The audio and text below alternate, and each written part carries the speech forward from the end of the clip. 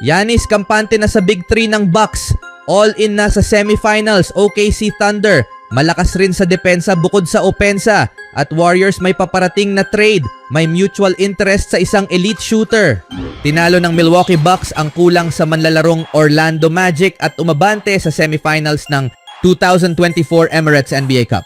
Sa ikalawang sunod na taon, nagbalik ang Bucks sa semifinals ng Emirates NBA Cup matapos talunin ang Magic 114-109 in Pfizer Forum for quarterfinals of 2024 in-season tournament. Nagpakitang gilas si Giannis Antetokounmpo sa paint nitong Miyerkules. Nagtala ng game high na 37 puntos habang tumama ng 15 of 24 field goals. Inaasahan kong makapaglaro ng mas maraming minuto kasama si Lillard at Chris at marahil kaming tatlo ng sabay-sabay, pahayag ng Greek Freak na tumutukoy sa mas mahabang oras ng paglalaro kasama sina Damian Lillard at Chris Middleton habang nagpapatuloy ang regular season patungo sa playoffs ng 2024-25 NBA season. Habang nagkakakumpiyansa kami at nakikita ang tamang posisyon, kailangang piliin namin ang aming mga shooting. Lahat gustong maging agresibo. Lahat kayang mag-score. Lahat kami ay parang alpha male. Kaya kailangan naming magkaisa bilang isang koponan at alamin kung ano ang makakabuti sa team. Isang revenge poster dunk kay Goga Bitadze bilang sagot sa naunang highlight play ng Georgian center ang nagdagdag ng puntos ni Giannis sa paint. Kahit may iniindang right patella tendinopathy sa ilang nakaraang laro, tumagal ng 35 minuto sa laban ng star ng Greek international team. Nagtala ng 7 rebounds, 4 na blocks, 2 steals at 1 assist bukod sa kanyang 37 puntos. Ang Bucks ang natatanging koponan na nakarating sa semifinals sa Las Vegas sa parehong unang at ikalawang edisyon ng Cup. Makakaharap nila ang mananalo sa pagitan ng New York Knicks at Atlanta Hawks sa semifinals sa Sabado. Lagi akong handa, hindi mahalaga kung regular season game, in-season tournament or playoff game ito, pareho ang laro ko, sabi ni Giannis. Talo ang Magic at bumagsak ang kanilang record sa 17-10 in regular season. Sa pagkawala ng German na si Franz Wagner, right oblique tear, at ilang iba pang manlalaro dahil sa injury, nagtala ang kanyang kapatid na si Moritz Wagner ng 13 puntos mula sa 6 of 6 field goals as a reserve. Sa starting lineup, nakapagtala si Bitadze ng 12 puntos at 14 na rebounds para sa double-double habang ang kapwa German na si Tristan da Silva ay nakakuha ng 6 na puntos mula sa 1 of 5 shooting. Sa kabila naman, nagtala si Shai Gilgeous-Alexander ng 39 na puntos upang pangunahan ang Oklahoma City Thunder sa 118-104 win. Laban sa bumibisitang Dallas Mavericks noong Martes ng gabi sa Western Conference Quarterfinals ng NBA Cup. Makakalaban ng Oklahoma City ang Warriors o Rockets sa Las Vegas sa Sabado kung saan ang mananalo ay uusad sa championship game ng in-season tournament. Maghaharap ang Golden State at Houston sa semifinals sa Huwebes. Ang panalo ng Thunder na kanilang pang-apat na sunod ang nagtapos sa 7 sunod na panalo ng Dallas. Malaking bahagi ng puntos ni Gilgeous-Alexander ay mula sa labas kung saan tumama siya ng 5 sa season high na 23 pointers for Oklahoma City in 50 attempts. Nagdagdag din ang star guard ng 8 rebounds at 5 assists. Ang depensa ang nagbigay ng malaking tulong para sa Thunder na nakapuntos ng 36 na puntos mula sa 19 na turnovers ng Mavericks. Napigilan din nila ang mga star ng Dallas na sina Luka Doncic, 16 points for 5 of 15 shooting, and Kyrie Irving, 17 points for 7 of 14 shooting. Nagtala si Doncic ng 11 rebounds habang sina Klay Thompson at Najee Marshall ay may tig-19 na puntos para sa Mavericks.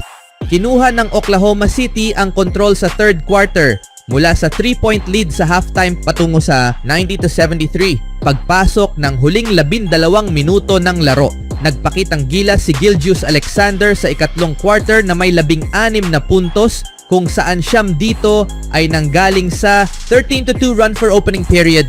Naging 20-point game ang kalamangan sa maaga sa ika-4 na quarter nang umabante ang Thunder sa 97-77. Sunod-sunod na tres mula kay Irving ang nagbigay ng 10-0 run for Dallas na nagbaba ng iskor sa 97-87 at napababa pa nila ang kalamangan sa 8, 100-92. Salamat sa 3-pointer ni Olivier Maxence Prosper, may 7 minutes and 50 seconds remaining. Gayunpaman, Sumagot ang Oklahoma City ng 11 sunod na puntos upang tuluyang tapusin ang laro.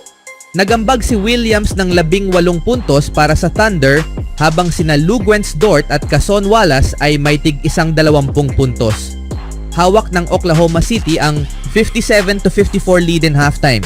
Hindi makahanap ng ritmo si Doncic sa unang 2 quarters. Nagtala lamang ng 2 puntos sa 1 of 7 shooting. Anong masasabi niyo mga kaibigan? Sa ibang balita naman, kahit na nasa kanila ang pinakamahusay na 3-pointer at free throw shooter sa kasaysayan ng NBA na si Steph Curry, ang Golden State Warriors ay isang mid-tier 3-point shooting team at ang pinakamasamang free throw shooting team ngayong season, ang kanilang league worst na 70.7% free throw shooting, ay tiyak na nakaapekto sa ilang laban ngayong season sa kabila ng hindi kapanipaniwalang 93.4% shooting from the line for Curry. Kahit mahusay pa rin si Curry sa season na ito na may 41.7% shooting from beyond the arc, tila nakakagulat na gustong iwasan ng Warriors ang kanilang dating heavy 3-point shooting strategy. Ang problema ng Warriors ay ang kawalan ng sapat na epektibong shooters sa paligid ni Curry maliban sa ilang mga nag-stand out. Sa record na 14-9 this season at 6 na talo sa kanilang huling 8 laro, kailangang maghanap ng paraan ng Warriors upang muling maging isa sa pinakamagaling na shooting team sa liga at maging seryosong title contender muli. Mukhang maaaring may paparating na trade. Ayon kay Shams Charania ng ESPN, ang Brooklyn Nets ay open sa pag-trade kay sharpshooter Cam Johnson at isa ang Warriors sa mga interesadong team. Ipinahayag ng mga sources na ang Nets ay tumanggap ng trade interest at sinimulan ang exploratory conversations tungkol kina Cam Johnson, Dorian Finney-Smith at Dennis Schroeder, sabi ni Charania. Ang Warriors ay kabilang sa mga kuponang nagpakita ng interes sa 3 manlalarong ito ayon sa mga sources. Si Johnson, 28, ay isa sa pinakamahusay na shooter sa liga na may average na 18.8 points per game this season and elite shooting splits with 48.8% from field, 43.4% from the beyond the arc, and 90.7% from the free throw line. Ang kanyang efficiency ay agad na makakatulong sa mga kahinaan ng Warriors, lalo na bilang isang above average defender. May mga assets ang Warriors na magagamit upang makuha ang isang manlalaro tulad ni Johnson. Ang kanyang pagiging isang elite shooter na maaaring tumulong sa wing ay maaaring magbigay ng solusyon sa maraming problema ng Golden State.